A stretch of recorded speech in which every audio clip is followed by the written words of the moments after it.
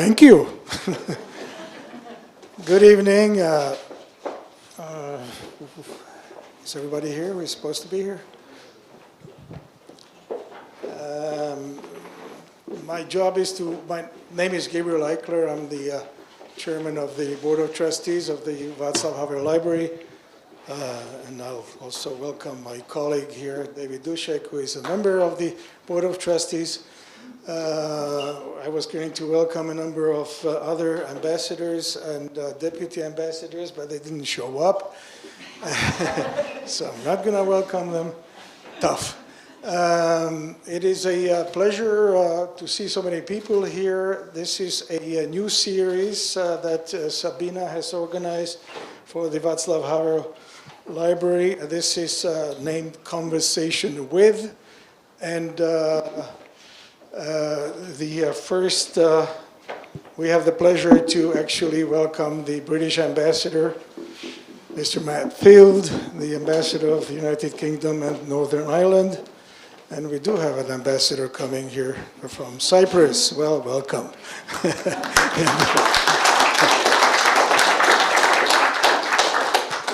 And that's all I'm going to do, and give the floor to Teresa Willoughby, who is going to moderate this, and we appreciate the fact that she does that.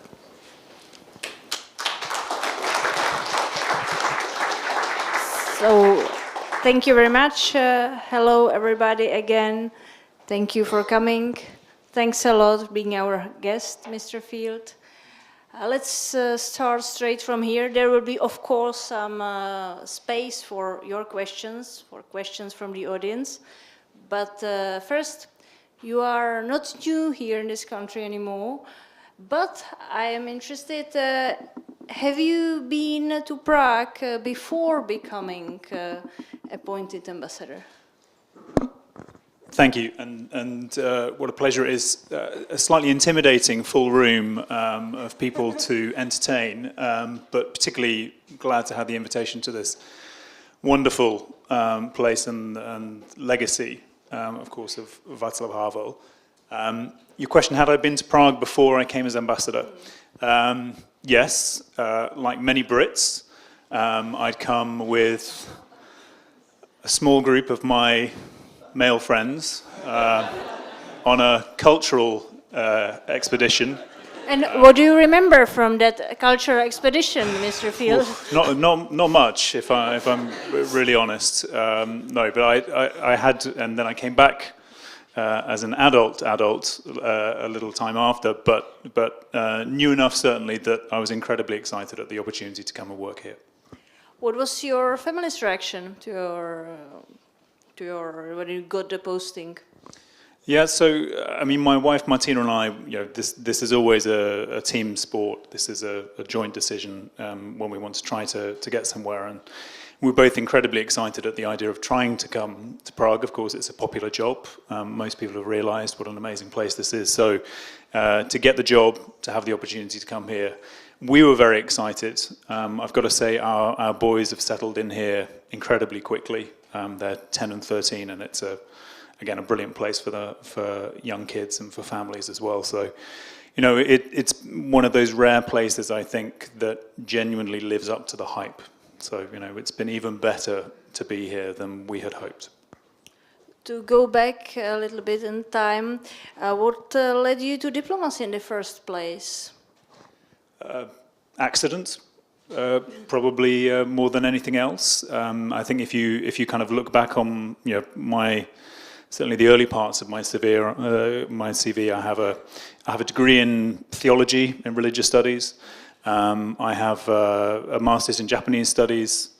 That probably tells you that I have trouble concentrating for very long periods of time. So I've lived in Kenya, I'd lived in Sweden, I'd lived in Japan, and then as I was trying to find my way, I ended up working at Oxfam, which is this incredible international charity that does fantastic work.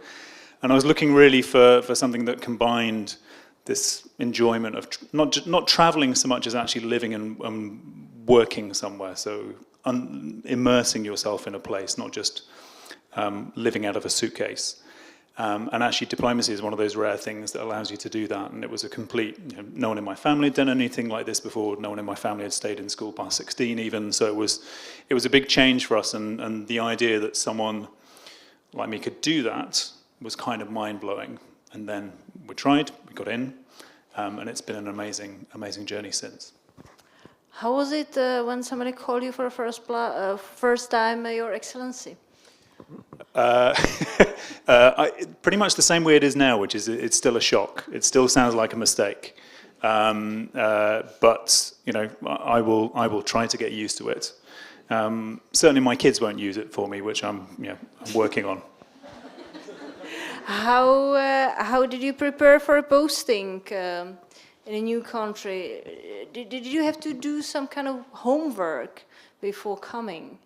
Yeah, so I think there's an amazing moment in the career of a diplomat where you find out where you're going next, and certainly in our system it's somewhere that you've applied for, it's somewhere that you've asked to be sent, and so you have this fantastic bit of news, and then you have a kind of a terrifying moment of realization that, oh my God, now I'm going to have to learn Czech. Now I'm going to have to try to earn this responsibility, this privilege of representing my country.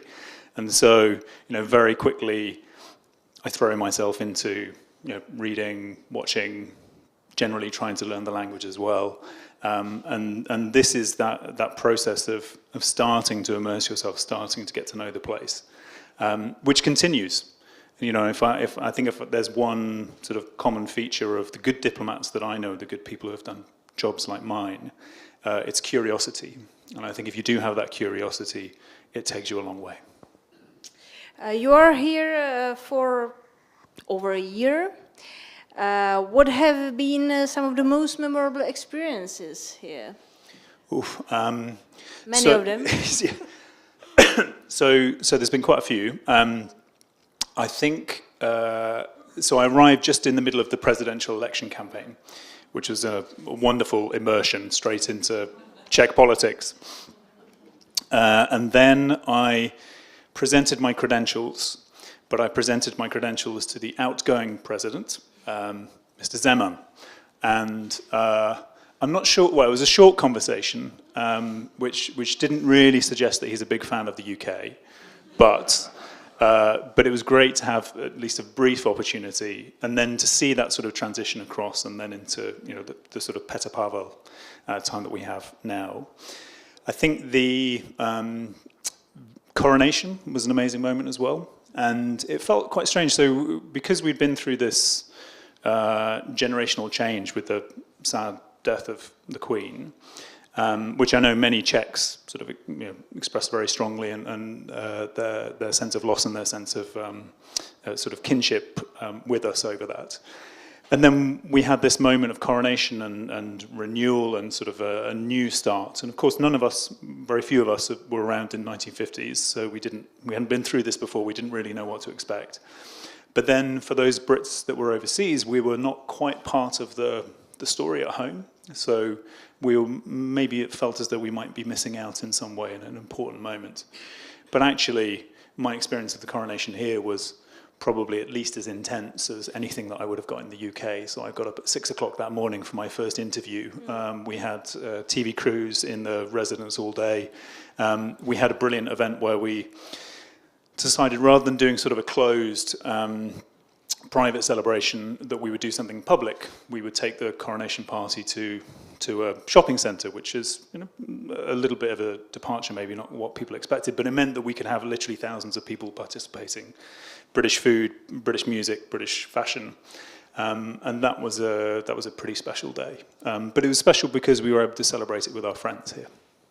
The fact that you are so open and you are very often appearing in media, it makes you very popular here. But is there anything you might have done differently from your point of view? Yeah, so I mean, you definitely make mistakes in a job like this, and I think the point about sort of media appearances, of course, that's part of the job. The ambassadors have always been doing public diplomacy. We've always been doing interviews or whatever the channels of the day are. The only thing that's changed with social media is the tools, so the way that we do it has changed a bit, but the fundamentals are exactly the same. I think I look back on much more on the things that have gone well, so that sort of first day video that we did, that, you know, I wanted to make a start where I actually got on the 22 tram just around the corner from here, took it all the way up to Malostranska, went in, said what I thought, you know, the relationship was about, that I was excited, again, that sense of curiosity, hopefully. Mentioned a few of the greats, Havla, Horakova, Zimmermann. You know, I pressed the buttons in the hope that it would work, and actually the response was incredibly positive. So it's been a warm welcome. It's much easier to remember those sort of positive bits of the first year than any of the mistakes, although I've definitely made them. Have you actually visited the theater of Yara Zimmermann, if you are mentioning it? I have. I've seen some of Zimmermann in English, actually, which is, I have to say, translates extremely well. Extremely well. So it's hard to translate, I must say. It is, but I think you have the sense of, you know, the sense of humour, and this is another part we can maybe touch on as well. I feel like Brits and Czechs have a very common sense of humour. Really? And it makes it translate very easily. So I've said it before, but I think, you know, Zimmermann could be a British character, Monty Python could be Czech. This is the same kind of common ground that I think we have, which means that it works very well, that sense of ridiculousness that links us. So Czech humor works for you, because very often foreigners are not so, let's say, keen to understand it. So you get it all the time? No, I think it works. I think it definitely works, and I think you can make jokes, you know, about Yara Zimmermann in English that still work. I mean, it doesn't mean you catch everything, of course, and you know, if you watch, you know, if you watch a Czech comedy, you will probably not get everything, but you can get a lot, and I think that's the. We don't like people who take themselves too seriously, and I think this is actually comes back to a Havla line as well, that people who take themselves too seriously can always become ridiculous, and I think that is something that we share as well. Now we are here in Prague, but you have been also in many Czech regions. Why did you go there in the first place? So I understand the question. It's a question that actually quite often, so I will say, for example, and today I'm going to Brno, and then a number of comments from people in Prague saying, why? That's mean, that's mean. Yeah, so I understand the question, but of course the reality is that I'm not the ambassador to Prague. I'm the ambassador to the Czech Republic, and everywhere it's easy to get stuck in a capital city, and it's easy to get stuck thinking that's the sum total of the experience, and you can see everything, but you can't, and you have to try to get out and travel around and see a bit more of the country. So in the first year I managed to get to all 14 regions. Which was a goal, but that's just a first visit, and so you know, you have to build on that and find ways of learning and understanding some of those differences that you get as you travel around. What did you learn there? Is there something you are now using during your job or during everyday life here? So you know, the kind of flip side of what I just said, you know, people will, then I'm in Brno and say, well, I'm going back to Prague, and they'll say, why? I mean, so there's the kind of typical sense also that the capital city is a bit cut off, it's a bit different, that actually it's more real around the rest of the country. But I think that's the same for all of us. You get that in the UK as well. I think that sense of the kind of different identity and cultural traditions that you find in different parts of the country as well, you get a real appreciation for how important it is where someone comes from. And what that means now. They might not have stayed there, but it's where they come from, and that sort of attachment to home is still really, really important, I think, and that's what I keep finding. This personal approach is great, but obviously you also reach a lot of people in the Czech Republic through social media. How big part of your job is that? So it's there's a line I've said a couple of times. It's a bit trite, but ambassadors were the first influencers. So we've always been trying to influence people. We've always been trying to have our way through public diplomacy and the other tools of the job that you have. All that's really changed with social media is, I think it allows a two-way conversation more easily. So it's the social bit of social media. That means you can actually interact sometimes with a different audience. It's not just project, but you can actually hear back. That can be great. That can be pretty tough as well, because it's not always the positives, of course. That's the nature of a conversation, of two-way communication, is that it can be negative. So there's an awful lot of other feedback that I get as well through the social media channels. In terms of what I do, it might only be 10-15% of my time, but it's the most visible 10-15% of my time, and for that reason it's important to get it right. Did you get some special training for that? Speaking about response to certain comments, discussion. So I think I've learned most of all by doing. So especially by being ambassador in Bosnia prior to this, and certainly making lots of mistakes there. But also having a look at some of my other colleagues, some ambassadors who have, I think, made very good use of it, that are trying to get the right balance. So you're always trying to get a balance between, you want it to be authentic and you want it to be engaging in some way, but we're doing it for a reason, we're doing it for a purpose. My job is not to be an entertainer, it's to be the representative of the UK. And to champion and work on this fantastic relationship we have. So you're always trying to do things for a reason, and if you do that, then I think most of the time you get it right. But it's every day is a learning process in this. I guess you are doing something right, because also your social media team won a lot of prizes for their job, especially for the campaign Sem tu novej. Well, that tells you they're doing something right. I mean, whether I'm doing something right, I'm not sure, but definitely the team is doing a brilliant job. No, they've. It's interesting. Again, when we talked right at the start of my time, or even before I began as ambassador, I wanted to communicate a sense of that curiosity and openness, but also that I wasn't starting from completely zero. I had worked to understand the country. I'd be coming in, listening and enthusiastic. And then it was a colleague in the embassy that came up with this phrase, Sem tu novej. And it's very hard to work out exactly why that has been so successful. But I think it's because of the Czech response. That's what's made it work. If it hadn't been for that very positive response, then it wouldn't have lasted a day. So it's the response that makes the campaign work. Is it true that now your team is advising to other British ambassadors in other countries? Well, they definitely get lots of questions from our other embassies around the world, and so they are in demand. But it is one of the things about being an ambassador, of course, is I might be the most visible bit, but I'm only one out of, in our case, about 60 staff. And most of that staff is Czech. So when we say the British Embassy, you tend to think of the most visible part, but of course there's a team that works within the embassy on defence section, political, trade, drunk Brits. There's a whole team that's used to dealing with those. But you have an organisation, a team that is working together in a common purpose, and then I tend to be the most visible bit.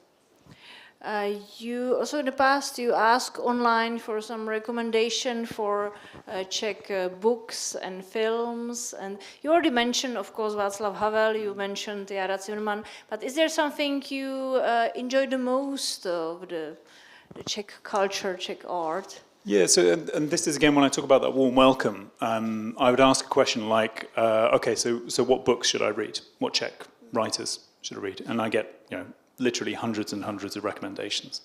I would ask about great films to watch, and people like Jan Hřebejk would send me a list, and of course you listen to someone like that.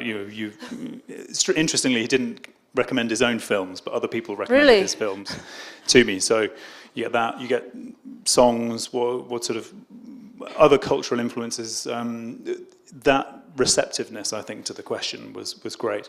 So, I mean, it's hard to pick favourites, but Pelishki is, I think, the best thing that you could.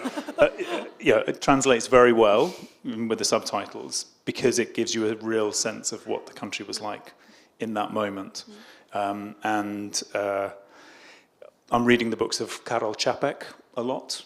It doesn't feel like it was written in the 1930s. It feels like it was written about 5 minutes ago, most of it. So, incredibly relevant today. And there's great contemporary writers as well. I was reading recently Bianca Belova, her book Jezero, The Lake. And that's another fantastic, piece of writing. So, the pile of books next to my bed doesn't ever seem to go down. It just seems to go up. But the enthusiasm with which people have been giving me recommendations has been great. May I ask you, in what language do you read these books? Because you're willing to speak the language and to teach, to learn the language is big. So are you already able to read a little bit in a Czech language? Yeah, so I can read a bit. It's going to take me a lot longer in Czech, so I have to kind of choose most of my reading in translation. But it was another of those objectives that I set at the start. I feel if I'm going to represent the UK here and I'm going to understand this country, I can't do it only through English. I think there's something about making the effort, even in a language as difficult as Czech. There's something about making the effort to try to pick up some of the language. And so through the course of that first year, lots of lessons, lots of banging my head against grammar books and things like that, and then trying to do more and more. And then my sort of high ambition target for the end of the year was, which I did, was I went on to the Jan Kraus show and did a whole interview in Czech, which was quite terrifying. For reasons I think everyone understands why that would be. That was a high ambition goal. And how soon after arriving you start to be a bit confident in the language? I'm not sure I am still confident. It's still really tough. But I think Czechs generally are very appreciative of the effort. Yeah. I think most people understand that it's not the easiest language in the world. So if you make the effort, it's always been kind of appreciated, and then the further you get, the more appreciation you have. And there is still, I'm still trying to get my head around and sort of mouth around the pronunciation, which is the most difficult thing. But that's part of the fun of doing the job as well. Was it helpful for you in the learning process that you have been Serbia and that your wife is from ex-Yugoslavia? I thought it would help more than it has, if I'm totally honest. So, you can sit on a beach in Croatia, you can hear Czech, definitely. And I thought, okay, this should help. This should help quite a bit. Actually, Croatian has not helped as much as I'd hoped. And some things, actually, it's really making it worse. So some things just mean the complete opposite. Mm-hmm. So if I tell you if I say something is úžasný here, great. But in Croatia, it is the absolute worst. So úžasní lidé are the worst people. And there's still something that I find it quite difficult to pick up that change. So, the complications and the different pronunciation things as well. But again, this is the fun of the job. People are appreciating that you are using the language, that you are trying. You also mentioned the fact that Czech people generally like British culture. Does this make your job a bit easier? Yeah, I think so. I think it gives us a head start. So, there's a couple of things. One, of course, is, I'm learning Czech, but the fact is that English is extremely well and widely spoken. So, that's a big advantage in itself. So, our ability to work in our native language because it's so widely spoken here. I think the head start comes from a long history of the UK and Czechoslovakia, then Czech Republic, sort of a shared history that you're building on top of. So you think about Thomas Garrigue-Masaryk's relationship with the UK. You think about the government in exile during the Second World War, the 2,500 Czechs and Slovaks who flew with the RAF, all of those legacies. You think about the underground university during the communist era, Roger Scruton and all of those guys who were, determinedly supporting people here. Then you think about the relationship, say, between Havla and Prince Charles, now King Charles, Prince Charles at the time, the restoration projects, all of this sort of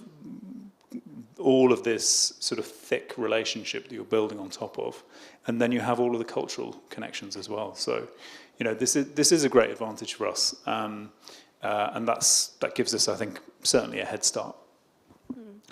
We are very often speaking about these kind of common points in our history. So there was a great opportunity a few days ago when the new film about Nicholas Winton had a premiere here. So these things we know, but is there also some kind of conflicts between two cultures you need to kind of sort out, or are difficult for you doing the job? Yeah, so I'm glad you mentioned the Nicholas Winton story, actually, because, again, you talk about amazing privileges in this job. I think one of them absolutely was delivering a letter from King Charles to General Emil Boček to say thank you and happy 100th birthday, which was an amazing moment. It was lovely. Then I'm sat next to Milena Grenfell-Baines and her sister Eva, whose story is being told up on the screen, and of course it's their story as much as it's Nicholas Winton's story. He himself always said that there were many others who contributed, and of course the children themselves were remarkable. So, very touching. Yeah. So you do have that sort of amazing history that you're building on, but generally the relationship is very good. I think the challenge is that when the relationship is easy, you sometimes take it for granted.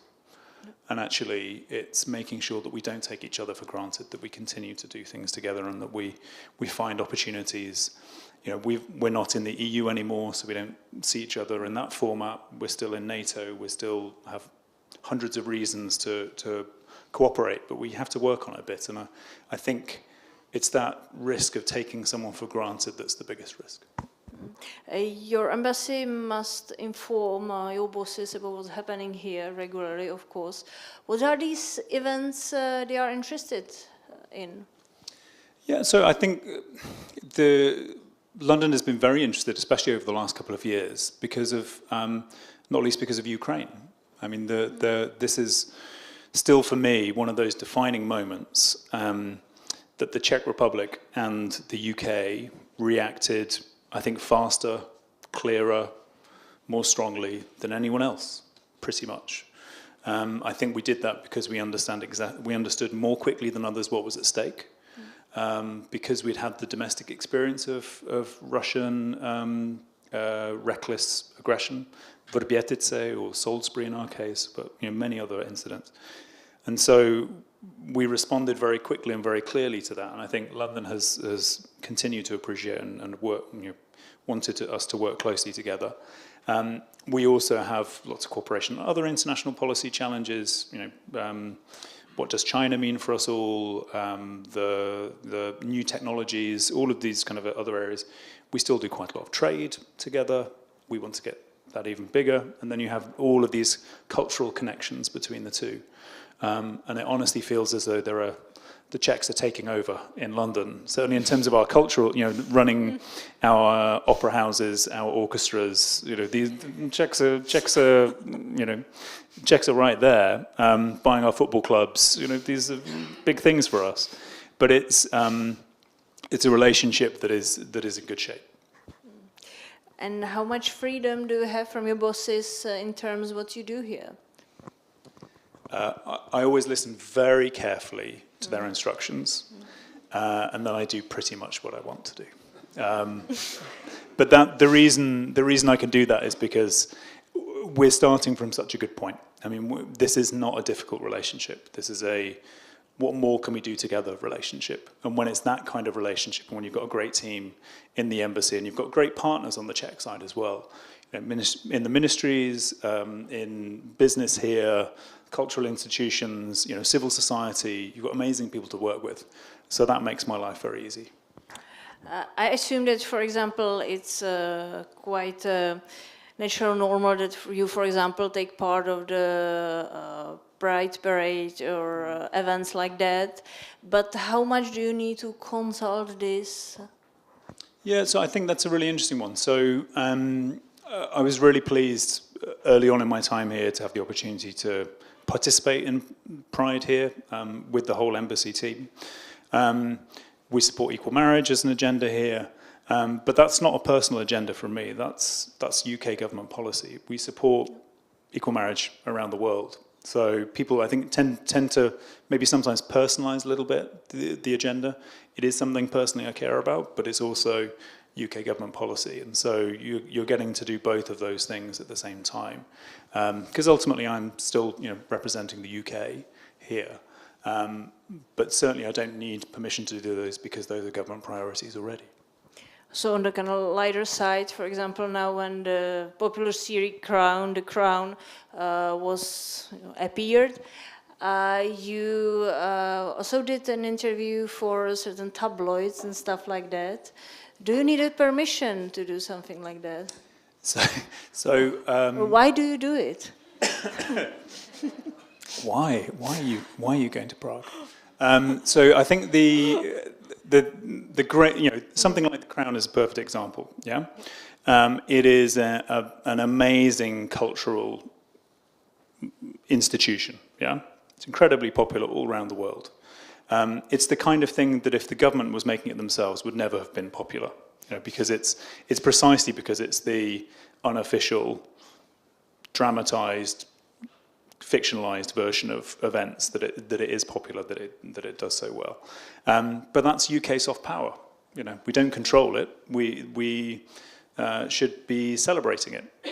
Even if we don't agree with everything that's in it, we can still talk about it and enjoy the fact that people are watching it and getting a lot out of it. So, sometimes my job, I think, is to be a cheerleader for things that are good. That includes Czech things going into the UK as well. So sometimes we're celebrating what Czechs have achieved in the UK as much as what Brits have achieved here. And that's the great thing about the job. We are speaking here about different parts of your job. So now one maybe a bit hard question. What makes a good diplomat? Oof. If I find out, I'll let you know. But I think it's... When I started in my career, I probably would have had a very fixed idea of what a diplomat should look like, and it would have been a little bit old-fashioned, and it probably would have sounded quite posh, and it would have been completely out of touch. I think when I've seen great diplomats in my own service or others around the world, and you have some fantastic diplomats in the Czech service as well, it's people who are able to connect. Curiosity and sort of enthusiasm definitely helps, but it's the ability to connect and understand. So empathy, but also I think it has to be rooted on, and I'm thinking also not least of where we are right now, but it has to be rooted on values as well. We're not meant to be neutral, we're meant to be objective. And I think that's an important distinction as well. We're meant to be objective. We're meant to be objective in the way that we work with our partners and friends, in the way that we stand up to aggression, or when those same values are broken. You have to do both of those things, and I think for that reason, a lot of it comes down to your ability to connect. Maybe now let's take some questions from the audience. Yeah, please. Is here anybody who has a question for Mr. Ambassador? Just please wait for microphone. No question here. Ah, there is a question. There is another one. One simple question. How much do you enjoy this beautiful city? And what do you know about its development? That's a great question. So, how much do I enjoy it? Genuinely one of the most amazing places to live.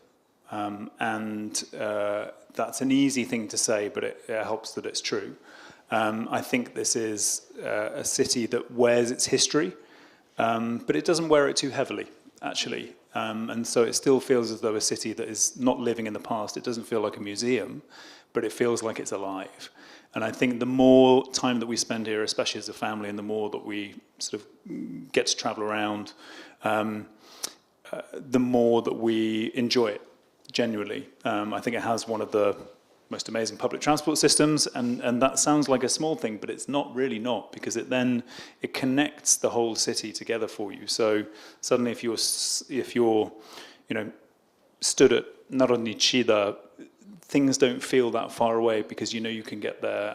Whether you want to spend time, we love Stromovka, the park. We love Petržin. I'm practicing all my Rsh now. So you have these amazing sort of green spaces within the city. You also have great variety of the sort of the restaurants, the cultural life as well. I'm thinking of like Sapa. You genuinely think you're in Hanoi for a couple of hours, but you also have this history of your ability to spend time in the National Theatre or in the other places. So I love the question because I can just keep, as you can tell, I can keep going for a long time about this, and I probably should stop. But I think it's a very special place, and sometimes it's easier for a guest to see that than someone who's been here all along. I would even say, even I like London very much, that it's maybe easier to live here in Prague, not just because of size. What do you think about it? Yeah, I think so. I mean, it's an incredibly livable place. I mean, that's the right word, I think. I think you're right. Do we have any other questions? A lot of them, so please. Hello, thank you for coming. One brief question. Right next to your door at the embassy is the famous pub, quite unpopular at a certain moment in certain circles, called Uhrocha. It's famous for being very unpleasant for anybody who is considered to be a foreigner. Not foreigner from the point of the view of speaking different language, but living somewhere else. They even don't like the members of the parliament for whom that restaurant is the closest one. So, one question, have you ever been there and have you enjoyed, or have you been kicked out by Václav as everybody else? Thank you. So, I'll tell you two experiences in Uhrocha.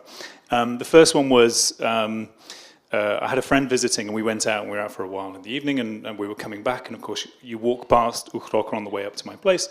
So we said, okay, we'll just stop for a quick one. And there was a bit of space and we came and we sat down and we got our piece of paper and we got the 2 scratches on the paper. And then, because this was the end of the evening, and then I went to pay and he took the 2 pieces of the 2 lines and he looked at me with such disappointment. What was even the point? What was the point? So that was my first experience. And then another time that I went there, and I think by that point we'd be kind of, if not quite locals, at least we were recognized as people that lived nearby. And I wouldn't say the service was friendly, but it was a little bit less rude. And that felt like such an achievement. I was so pleased. Exactly. I think that is as good as it's going to get. Some other question, please. I have a cultural question. Actually, you mentioned, you mentioned a couple of things about Brits and Czechs. So I'd like to ask, where do you believe that the Brits, obviously we look up to Brits a lot, but where do you think they can be the biggest inspiration for us? And vice versa, if there is anything that you believe, or what is it that the Brits could learn from Czechs besides their admiration for music and football? Thank you. Football, please. No, I think it's a really good question. So what do we learn from each other? I think we rather than sort of specifying one from the Brits and one from the Czechs, I think when the relationship works well, I think we bring out the best in each other. Yeah. So when I see partnerships, cultural. Defense, security, political other things. When that works well, one, we understand each other because we have a bit of this common language and this common sense of humor. But also, you probably you help us be a little bit more direct. that brings out, I think, what we need to be a bit more of. So sometimes, you tend to know, not only in Ukroka, but you tend to know when you're in the wrong side. And sometimes the Brits can be very elusive. And what do you think of it? It's quite good. And the Czechs think, oh, it's quite good. But clearly the Brit is saying it's terrible. It is, so it's absolutely terrible. So it helps us be a little bit more direct. And I think where the relationship also works well is it just kind of lifts the heads up a little bit so that we don't only think about our own immediate problems. So we look a bit more broadly. I'm quoting other people, so don't shoot me for this, but I've had the number of Czechs have told me that to understand Czechs, I need to read The Lord of the Rings because Czechs are hobbits. It's a huge number of people have said it to me. I'm not sure if it can be true. I'm telling you, I'm not saying it's true. I'm just saying people keep saying it to me. We have no hairy feet. Okay, so yeah, I take it back. But I think we can bring out the best of each other, and this is why, there's something wonderful about watching, for example, the Welsh National Orchestra playing Marvelast on the opening day of Prague Spring, because it's exactly that connection and bringing out the best of each other. Another question, please. Hello, Ambassador. I was wondering, following the appointment of David Cameron as Foreign Secretary, have your priorities or the way you approach your job changed since then, from going from Mr. Cleverly to Mr. Cameron? And how do you see that appointment impacting your role here in the UK, or here in the Czech Republic moving forward? Thank you. No, great question. So the first thing I'll say, and I have to be a little bit careful, I've got embassy colleagues that are going to keep an eye on me and tell me if I get myself in trouble.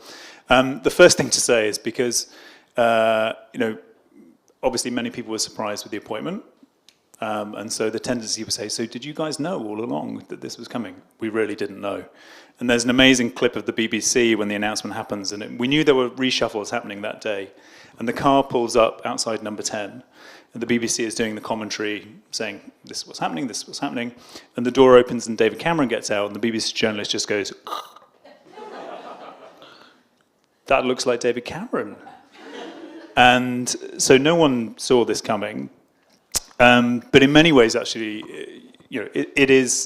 it's worked brilliantly because it's brought us someone who has immense experience and international reach, who is able still to do the very heavy lifting that we have at the moment, especially in the Middle East and with Ukraine and these other major challenges, and able to do that whilst working with the government.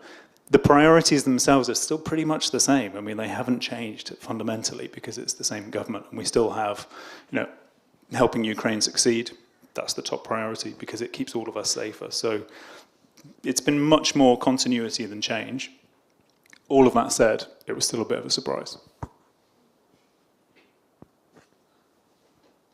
Just waiting for a question. Yeah. I would like to ask about the British-Czech Business Association. It used to be very active. I don't know whether there is change since we are out of the EU, and quite a few British companies either left or reduced their staffing.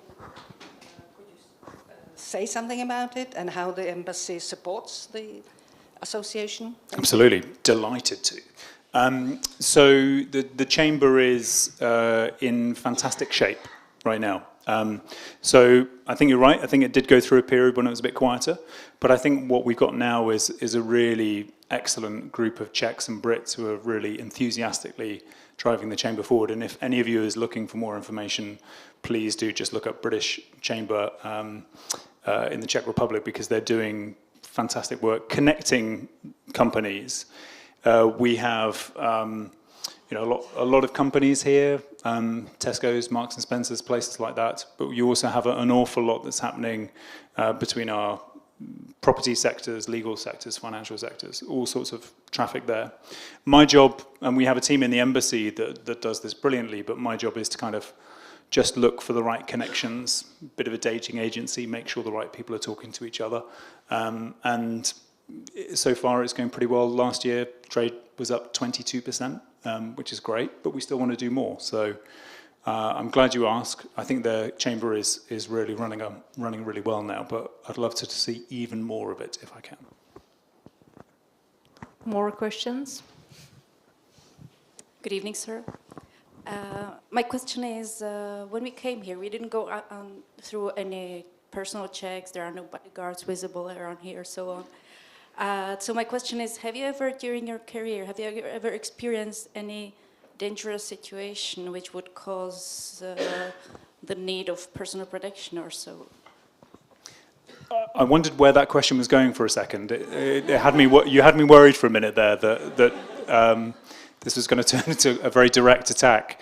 No, I think it's a really good question, and I think, you know, sometimes I get credit where absolutely no credit is due, because I'll turn up and I don't have a security detail, I don't have the sort of personal protection that say the US ambassador has, but it's really because my government doesn't care that much about me. So there are very few places where British ambassadors have that kind of protection. It is also true that, I mean, this is an incredibly safe city, and, you know, when we weigh up the risks, we judge whether you're coming here as a tourist or you're here as an official visitor or you're here as an ambassador, the risks are very low.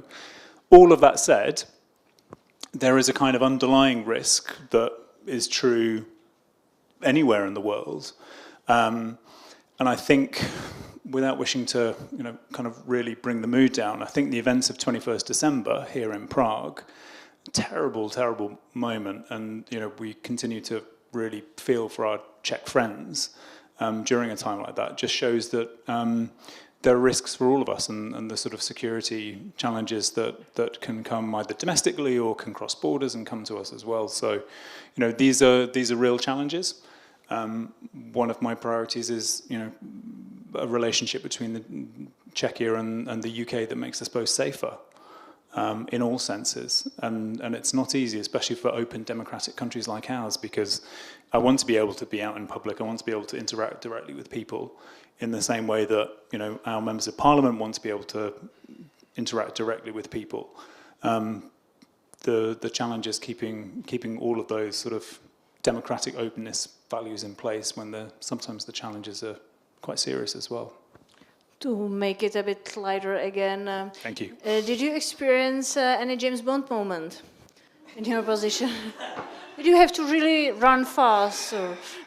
So I feel like I'm being slightly set up on this because I have already embarrassed myself. So I went to Karlovy Vary and I got very excited because, of course, I recognised the location of Casino Royale. And so I did slightly recreate the shot of him running in front of the hotel, Grand Poop Hotel. So yes, that was my moment. I understand they are looking for a new James Bond. So do you think it will be a woman? Well, in the last film, there was a 007 was a woman. So that one is certainly we've kind of cracked that. We'll see. I'm not sure. I'm not sure they'll find a woman that wants to do that particular job. And who would you like the most in the role, if you are speaking about it here? That's a really dangerous question. I know. I still haven't got past Daniel Craig yet, mentally. So, and it's worth remembering that huge numbers of people thought he was a terrible choice for James Bond. Bond can't be blonde. Bond can't have blue eyes. You know, this kind of, which is clearly, of course, nonsense. But I think the best thing is I hope it's a surprising choice, because that was a surprising choice, and it really worked out. So another question from the audience? Many. You never know when this thing comes back, so I have two questions in one go. Okay. One is, you said diplomacy used to be a very, very serious business, and we see now an openness unknown before. Do you see that being a trend in the diplomatic service, be it the British or be it the others, because you see the realm of diplomats all over places? That's one. And number two, as you're sitting in the library of Václav Havel, now the monarch, King Charles, whilst being still Prince Charles, has visited Prague and the Czech Republic on a number of occasions, meeting in person President Václav Havel, etc., etc. So I believe he must have developed a soft spot for Czechia and for Prague and the people here. Now, did this play any role in your preparation for your current job, and in which way? They're great. I'll do the second one first. So one of the amazing moments as an ambassador is the opportunity to meet your boss, and my boss is His Majesty the King. So I got to meet him back in October, and with my wife Martina, we had sort of a 10-15 minute conversation.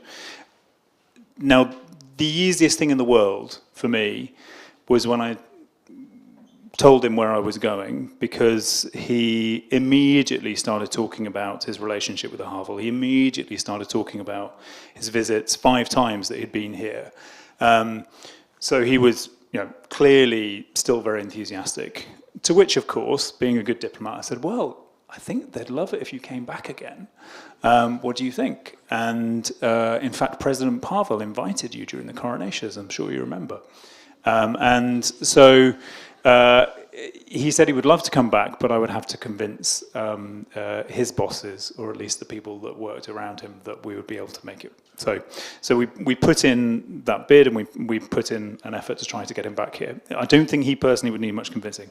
Now, of course, and with thanks to the Václav Havel Library, who have just passed me a very nice message that I will relay to His Majesty. We're all concerned about his health, and he has already scaled back all of his public events. So we wish him the best, and we hope that he will soon be back in full duties and able to come here.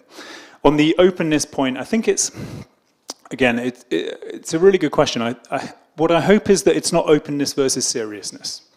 So I don't think we do openness at the expense of doing serious diplomacy. I think we do both, and I think we do both better if we are more open to the people, in my case, the British people that I'm here to represent, but also the Czech people that I'm here to interact with. So I think it's the openness that hopefully will allow us to do the heavy lifting, the work of making our countries safer and more prosperous. I think that's the way that I would like to see it go. I think you see the tensions that go with that, not least in politics as well. I've said already, social media is a kind of a double-edged tool. I think it can increase cooperation, communication, which is great. I think it can also make it much easier to spread disinformation. I think it can make it much more hostile place sometimes. I think it's really worrying to see the number of, especially women in politics, who are stepping back because of the hostile environment that is created, especially online. I think that makes us all lose. So I hope we can do both of those things without sacrificing exactly that. More questions? Yes, Thank you. I have a history question. What is your view on British mandate of Palestine? And I wonder if there is any wisdom or lesson to be learned during those 28 years, which could help us to understand better the situations which we are facing now there. Wow, that is quite the question. I think it's a very good question. I don't think I would be the best person to answer about the mandate specifically, but one thing that really strikes me. So my first job in the Foreign Office was on the Israel desk, and it was an amazing sort of privilege and opportunity to understand this historic relationship that we have in all its challenges. As I go back and reread some of the books that I read at the time, and I've been doing that a lot recently, I'm struck at how many of the same problems we seem to be going around again and again and again. The same territory, the same issues, the same challenges of Israel's right to live securely, which is absolutely it has, but also the need to find ways to develop safe and secure future for the Palestinians, and I don't think any of that has fundamentally changed. I have no solutions, I have no wisdom to share on that, except to say that the UK continues to be absolutely committed to both of those things. And I think it's a tragedy to see what happened on October 7th, to see the sort of naked hostility towards men, women and children And it's also a tragedy to see how it's playing out today, which will not leave Israel safer either. And I think that we say that as friends of Israel. Thank you for this. After this light question, I will make something extremely serious. You mentioned that your company, actually the British company, Marks & Spencer, is still active on the territory, and I have a really crucial question for me. Why Marmite is not more imported to Czech Republic? So, thank you. Thank you. Finally, the question I've been looking for.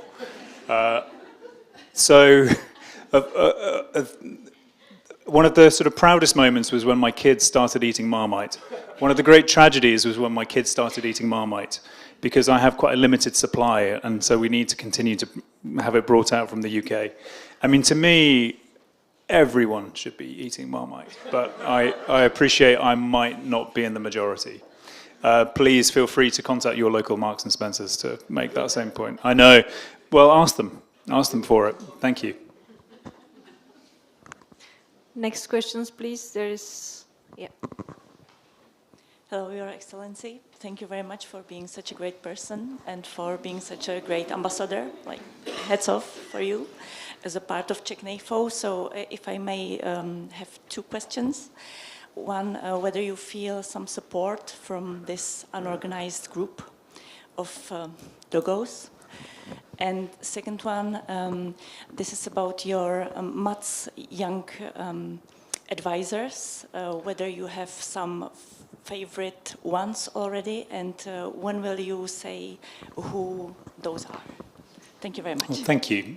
That feels like I've planted a question somehow, but it's perfect. I mean, in terms of NAFO and others, just a huge fan.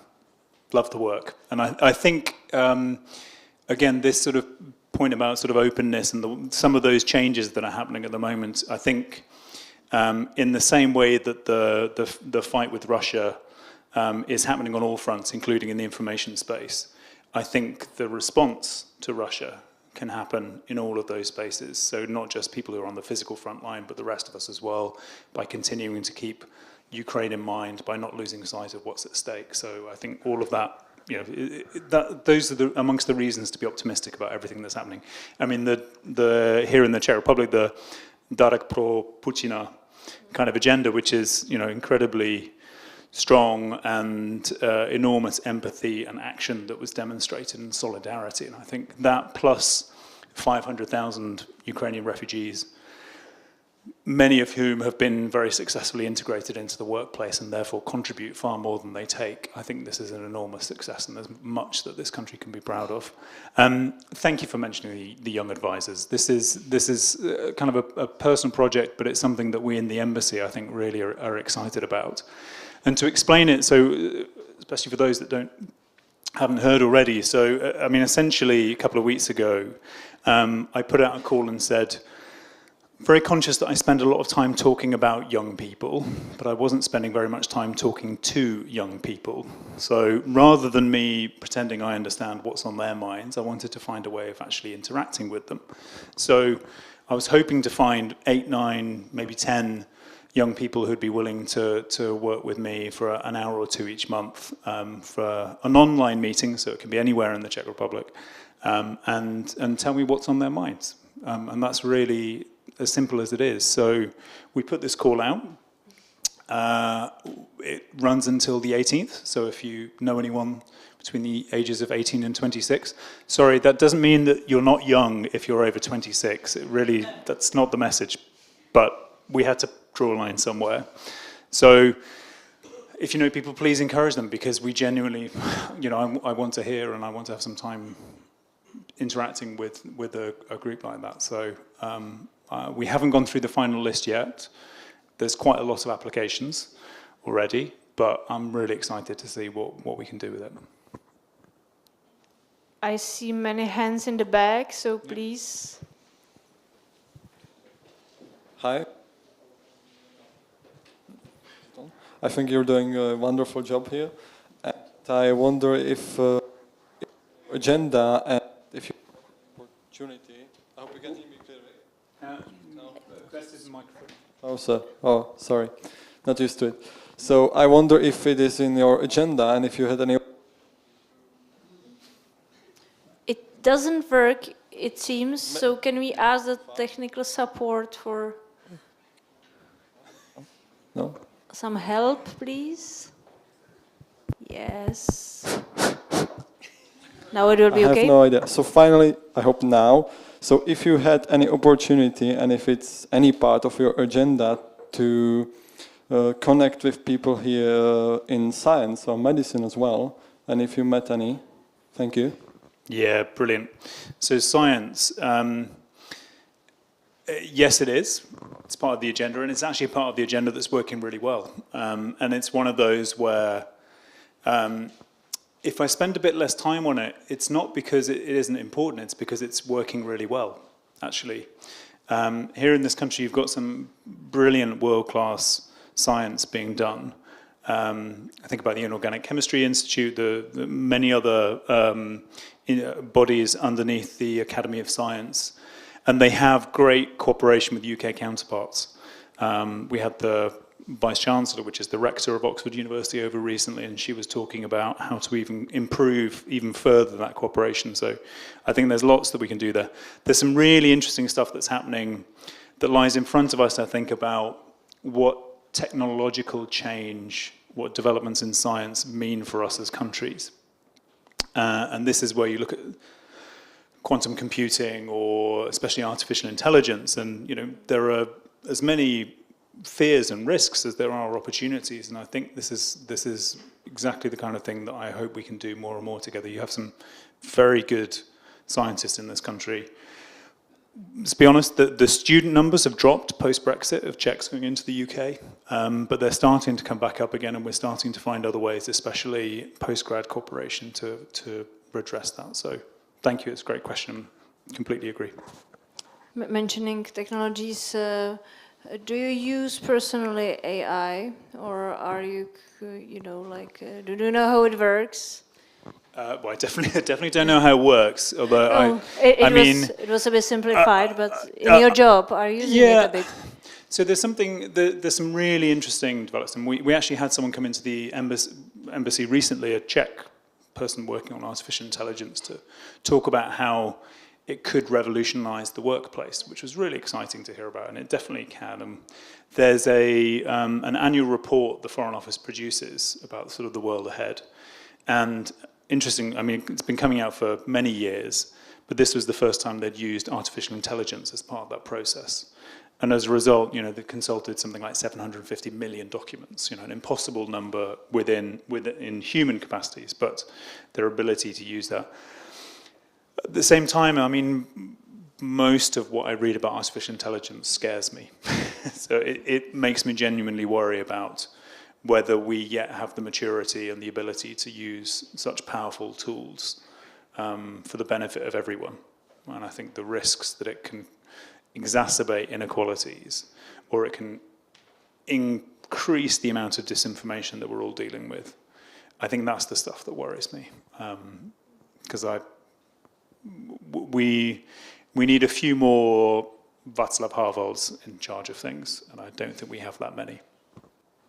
Are you worried about your job? Am I worried about my job? I think it will change. I think it genuinely will change. The way it's been explained to me, or at least in terms that I can understand, is that it's not necessarily that AI is going to take your job, but someone who uses AI might take your job. So it is that ability to use AI that maybe is going to determine which of us are still around. Isn't it just kind of changing the starting point of when your job will start in the future? Yeah, I think so. I mean, huge numbers of questions, incredibly exciting, and who knows where we'll be even within a couple of years' time. But that's the rate of change that I think we're living through. So let's take another question from the audience. Please, here in front or there in back. Everybody will ask, don't worry. Okay. So I would like to ask, I have a question actually. Does the embassy support international integration of minorities, specifically Roma? If yes, how? And the second question, I know that you are building a team of young people. Are you planning to involve members of the Romani community to represent Romani youth in your team? Thank you very much. Really, really important questions. Second one is easier. Yes. And one of the things that we're trying to do, especially with the youth advisors, is that we've reached out to partner organizations that we think will help us get into the areas that we might not normally reach. So Romea, for example, is a great partner for us, and so we've really encouraged them to try to find ways of encouraging applications from young Roma.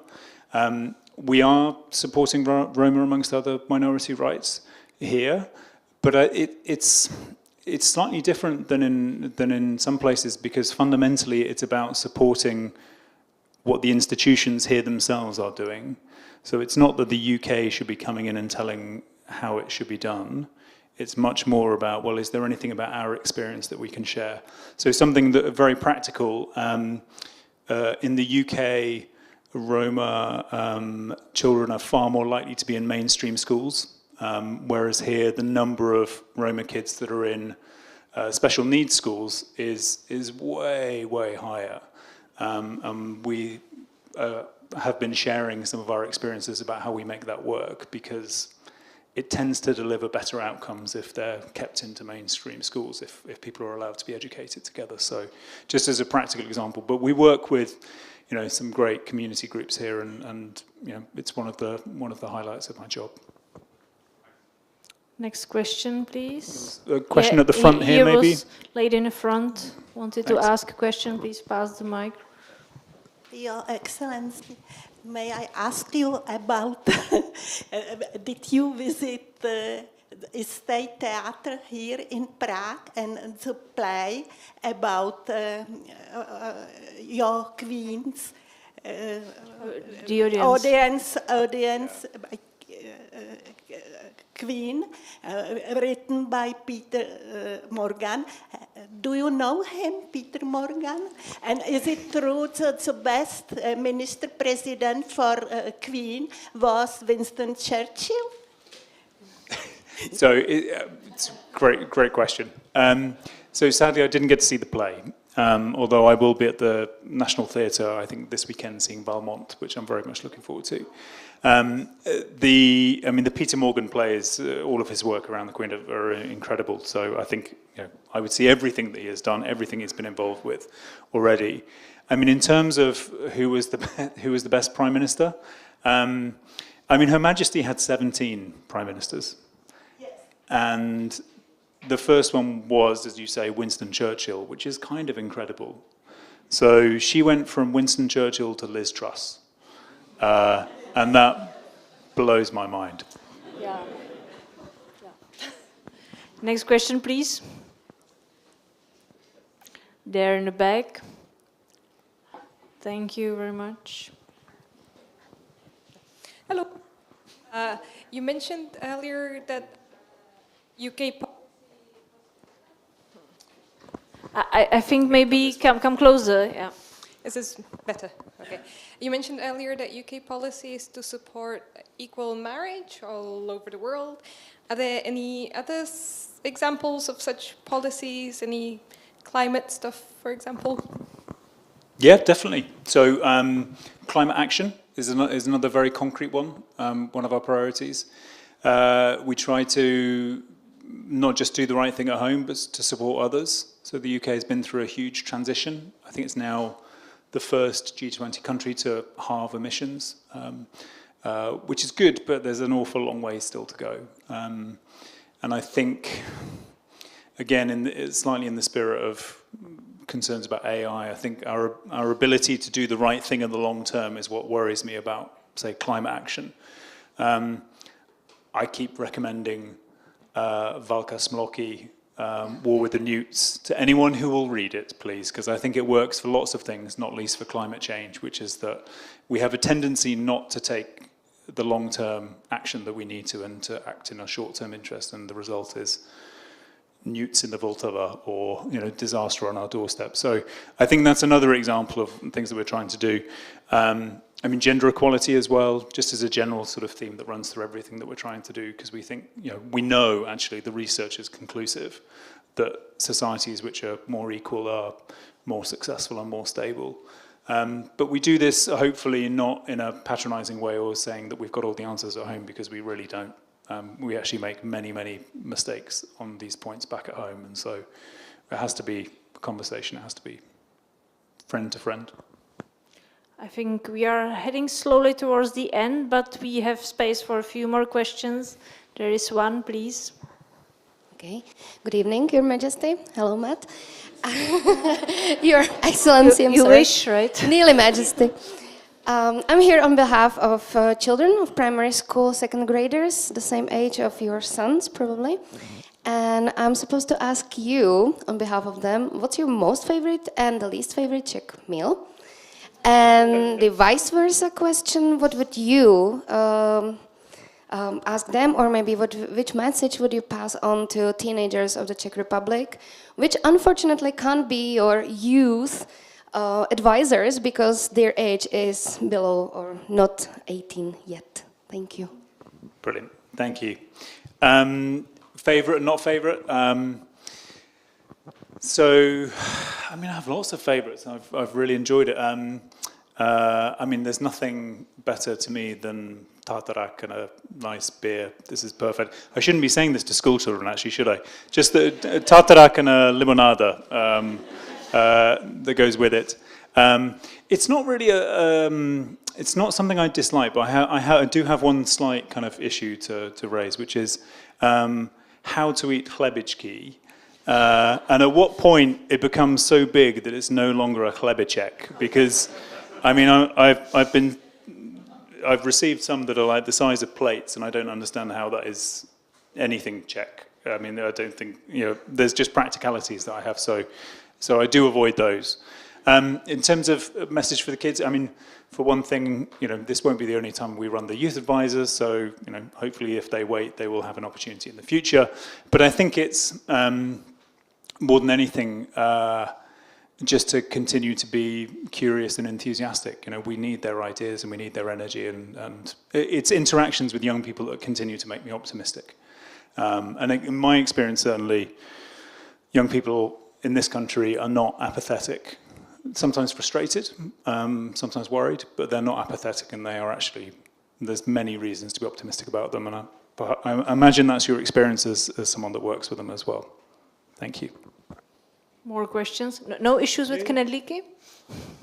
No complaints, no complaints. Good evening. Earlier you've mentioned curiosity as kind of a good prerequisite for being a good diplomat, and I'm interested in, outside of your work life, what are your other curiosities, or kind of what are you interested in? For some people it might be history, for some people it might be astronomy or Legos or whatever. What is it for you that gets you going? No, it's a good question. So I think that, I have a wonderful time trying to keep up with my kids, and that is absolutely the highlight of any time that I spend out of work, is trying to understand whether it's Minecraft or being told which words I'm not allowed to use, which was another conversation we had recently. Riz, apparently I'm not allowed to say that. And if you don't know what that is, it's the Oxford English Dictionary's new word of last year, so I'll leave you to discover that. But there's plenty to, just keep trying to keep up with them. And then, when I do get a bit of quiet time, both Martina and I are big fans of, kind of exploring and spending some time getting to see what this amazing city and this amazing country has to offer, because we've really only scratched on the surface. And that's a really exciting place to be. Do we have here any more questions? There is one. Thank you. Very specific question. What can we learn from the British experience of promoting active age, old age. There is a big campaign now in the Czech Republic to change the image of so-called old age pensioners, etc., who are unable to offer very much anymore. And yet in Britain, I think, there is a much greater of older people in community activities, but also in social services, promoting their activism or their active life. So is there anything we can learn from you, and how to access it? I happen to be working in that area, so I would very much appreciate some kind of information or suggestion. Thank you. Thank you. I think that's a great question. Again, I wouldn't say certainly that we have all the answers, but it's been really something, particularly seeing my parents go through this process of sort of working and retiring, and then finding, rediscovering them this sort of new opportunities, and along with their friends. I think it's great to see how much better we're getting at talking about supporting and involving people. I think the effort to keep people moving and keep them active, or keep them active mentally as well, I think has been pretty successful, and I certainly would struggle to keep up with my parents when I go back and spend time with them, because their social life is better than mine, and they seem to be more active, and they seem to have much more going on. You'll know better than me what the situation is here, but I certainly feel as though I certainly see a lot of active older people here in the Czech Republic whenever I'm out walking or hiking or doing things. So I think there's probably a good example that you can set for us as well in that. We can call it the last question, I think. Pardon. Yeah. Thank you. It's working. I'm not a native Czech, but I've lived here over 20 years, and I'm just wondering your impression, since it seems like 80 to 90% of the questions you received tonight were from Czechs, which indicates an extremely high proportion, either a high proportion of questioning people or a high proportion in the audience of Czechs. Is this what you expected from the meeting, rather than having a lot of Brits who are coming and asking questions? Or are you pleased? What is your view? Because frankly, I'm quite surprised to see the huge attendance of Czech people who are here and who are questioning you. I'm just wondering what your view is on that. So, I mean, I think the first thing is I'm just amazed anyone is here questioning me. So I had visions of sort of an empty room with a couple of colleagues from the embassy and a pretty painful night. But so I really do appreciate it, and lots of great questions. I'm not surprised in that we've had a brilliantly warm reception from Czech friends from the very start. So that doesn't surprise me. And it's interesting sometimes actually to talk to Czech people and mention that warm welcome, because I think the self-image can often be different. And actually the self-image is that maybe it's not going to be such a friendly place to come into. But that's not been my experience at all. It's been that people, whether it's in person, through social media, through different ways, people have been incredibly generous and interactive right from the very start. So, you know, it doesn't surprise me, but I don't take it for granted, and I really, really appreciate it. And final question now, I can see there. Thank you. Oh, just to prove there is another Brit here. I was actually prompted by the last question. First of all, thank you very much for tonight, and you're a great representative of our country. Thank you. Hello. I could obviously ask a question about whether you prefer Czech beer or British beer, but that would be a too simple one for you. I think a lot of emphasis tonight has been made on the attractions of this country. And as the last person spoke, sometimes I feel that we're not good at actually conveying how attractive the Czech Republic is to our fellow countrymen.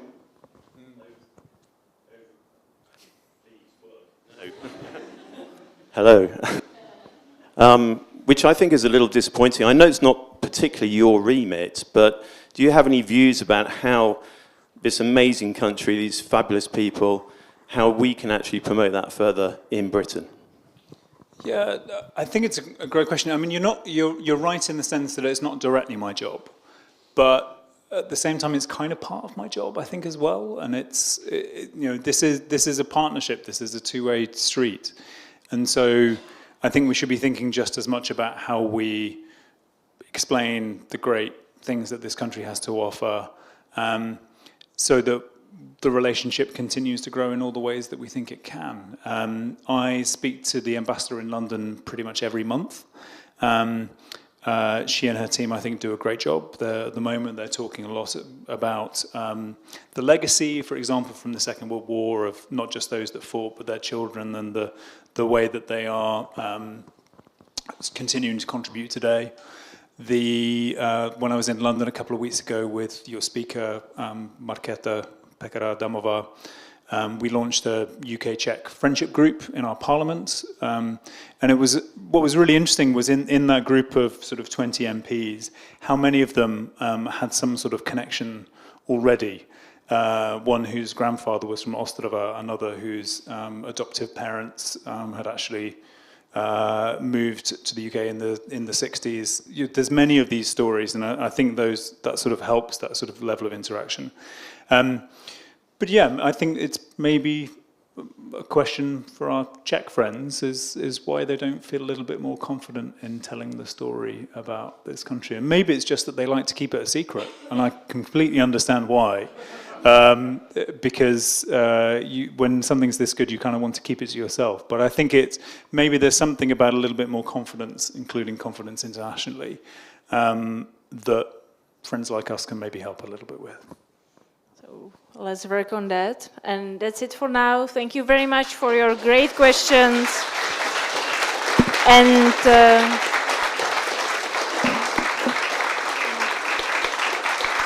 And especially thank you very much, Mr. Field, to be such a great guest. I hope you enjoyed the first edition of In Conversation With, and enjoy your evening. Thank you. Thank you.